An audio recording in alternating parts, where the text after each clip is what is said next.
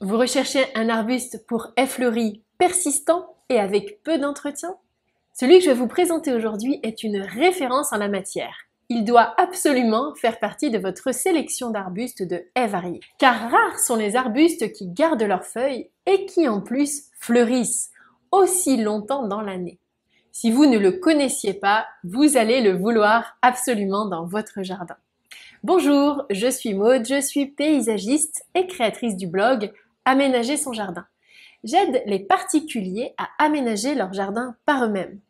Si vous êtes nouveau ici, n'hésitez pas à vous abonner à ma chaîne et également à télécharger le petit guide que je vous offre pour débuter du bon pied l'aménagement de votre jardin. Vous trouverez le lien quelque part sur cette fenêtre.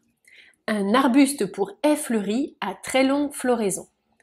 Arrêtons le mystère, l'arbuste dont je vais vous parler aujourd'hui, c'est l'oranger du Mexique, aussi appelé en latin Schwazia ternata. C'est une très belle plante de haie à fleurs blanches. Des fleurs blanches pour cet arbuste, en fait des grappes de plein de petites fleurs blanches, qui sont en plus parfumées. Un fameux parfum d'agrumes, d'où son nom oranger du Mexique. Comme il a beaucoup de fleurs, c'est naturellement un arbuste de haie mellifère qui vous garantira d'avoir un jardin vivant. Vous pourrez attirer dans votre jardin les abeilles, les papillons, enfin tous les petits insectes butineurs. C'est un arbuste pour haies fleuries qui est décoratif tout au long de l'année.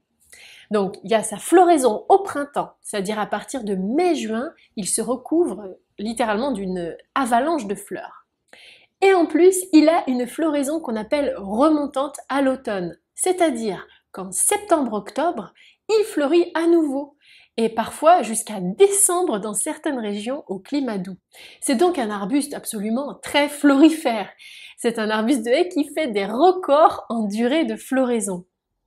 Il a en plus aussi de l'intérêt en automne-hiver, tout simplement parce qu'il garde ses feuilles.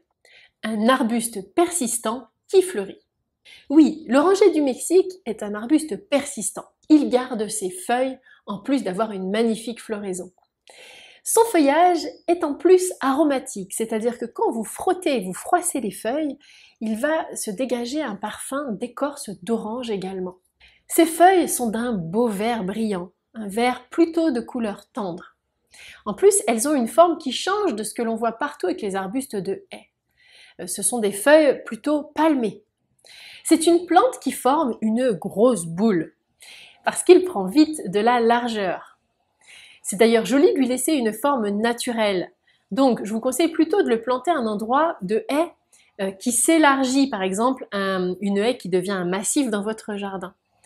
Vous pourrez comme ça avoir assez d'espace pour qu'il se développe harmonieusement. Je vous conseille de le planter à côté de plantes de haies qui, elles, poussent plus en hauteur. Ainsi, il pourra s'occuper plus de couvrir le pied de votre haie. Vous pouvez le mettre aussi pas trop loin d'une zone de passage si possible pour profiter de son délicat parfum. En tout cas, l'oranger du Mexique est vraiment un beau buisson bien dense pour les vis-à-vis bas. Il existe plusieurs variétés d'oranger du Mexique. Je vais vous donner maintenant le nom de variétés d'arbustes à fleurs donc que j'aime bien. Vous avez le Schwazia ternata classique, ça c'est l'oranger du Mexique classique. C'est aussi le plus résistant au froid, celui qui a la taille la plus grande. Il fait 2 mètres de haut, ce qui est d'ailleurs parfait pour une haie fleurie. Donc le classique c'est très bien, mais vous pouvez aussi opter pour le Schwazia ternata Sundance et aussi le Schwazia ternata Goldfinger.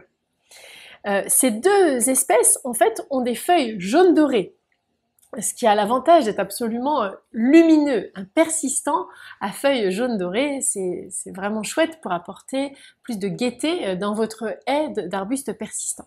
Et une autre variété d'oranger du Mexique que j'aime bien, c'est le Schwazia ternata Aztec Pearl, c'est-à-dire la perle des Aztèques.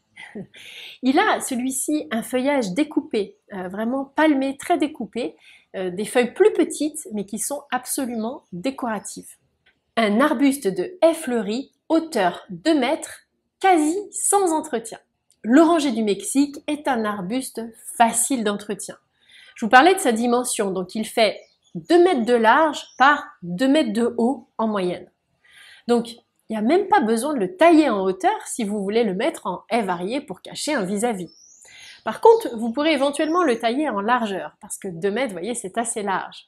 Si vous recherchez des informations sur les distances de plantation dans une haie variée, je vous invite à voir mon sujet, dont je mets le lien quelque part sur cette vidéo, sur la bonne distance entre 2 arbustes de haie. Au niveau du sol, il n'est pas très compliqué. Il va très bien dans les sols plutôt calcaires, acides ou neutres.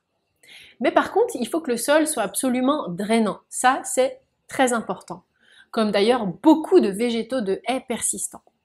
Il supportera mal aussi un sol qui sera excessivement desséché, surtout quand il est jeune. Donc un sol ni desséché, ni détrempé en hiver. Pour la sécheresse, je vous conseille de répandre un paillage végétal à son pied pour garder la fraîcheur du sol.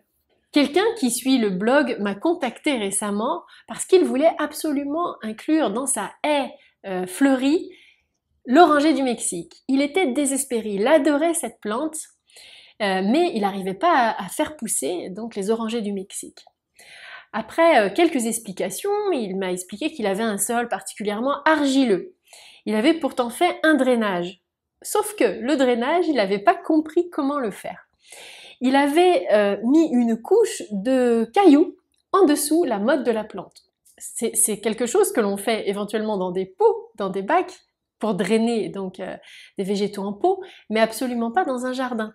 Il est conseillé quand vous faites un drainage de mélanger des cailloux ou du sable à votre terre de jardin. Vous mélangez, vous faites une grosse fosse de plantation et vous plantez dedans votre oranger du Mexique.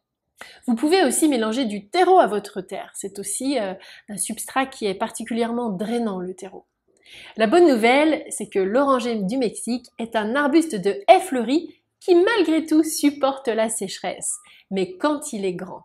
Il aime bien aussi les sols riches, donc n'hésitez pas à lui apporter régulièrement du compost. C'est un arbuste sinon qui n'est vraiment pas très compliqué au niveau de l'exposition. Il a par contre besoin de soleil pour fleurir abondamment, comme beaucoup d'arbustes de haies. Mais il va aussi très bien à la mi-ombre. Ce que je vous conseille, c'est que si vous habitez au nord de la France, mettez-le en plein soleil. Si vous habitez plutôt au sud de la France, plutôt à la mi-ombre pour éviter qu'il soit à une exposition qui va trop le dessécher. En règle générale, c'est un arbuste qui se plaît très bien près d'un mur de maison parce qu'il aime les situations plutôt abritées du vent. Donc ça, c'est une bonne idée proche de votre façade de maison. Au niveau de sa rusticité, donc sa résistance au gel, il va jusqu'à moins 15 degrés, ce qui est rustique. Pas très rustique, mais moyennement rustique, très correct. Je vous conseille de le protéger des vents du nord si vous habitez au nord de la Loire, comme ça vous aurez plus de chances qu'il résiste bien au gel. En tout cas, je vous recommande cette plante de haies fleuries. Elle est vraiment facile d'entretien et plutôt résistante, tout à fait adaptée aux jardiniers débutants. Maintenant, dites-moi dans les commentaires si je vous ai donné envie de planter ce très bel arbuste de haies fleuries. Ou si vous en aviez déjà un, quel est votre retour sur cette plante de haies à fleurs? À bientôt pour le prochain sujet.